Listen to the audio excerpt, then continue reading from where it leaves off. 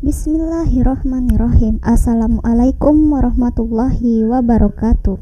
Dalam ilmu biologi terdapat teori asal-usul kehidupan yang bertujuan untuk mengungkap dari mana makhluk hidup muncul di bumi. Sejak zaman dahulu, beberapa ahli sudah mengeluarkan berbagai pendapat mengenai hal tersebut. Pada akhirnya, terdapat beberapa teori yang menjelaskan bagaimana makhluk hidup muncul hingga akhirnya terus berkembang biak dan jadi seperti sekarang. Terdapat dua teori tertua yang menyatakan asal-muasal makhluk hidup.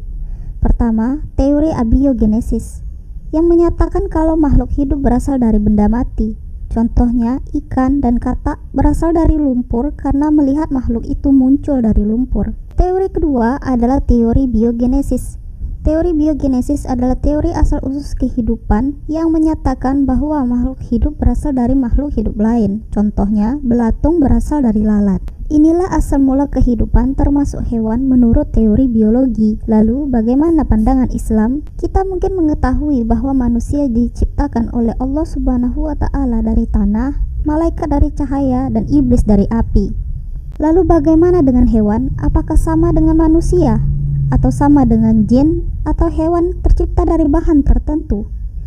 Dalam surat An-Nur ayat 45, Allah Subhanahu wa Ta'ala berfirman, "Dan Allah menciptakan semua jenis hewan dari air, maka sebagian ada yang berjalan di atas perutnya, dan sebagian berjalan dengan dua kaki, sedang sebagian yang lain berjalan dengan 4 kaki.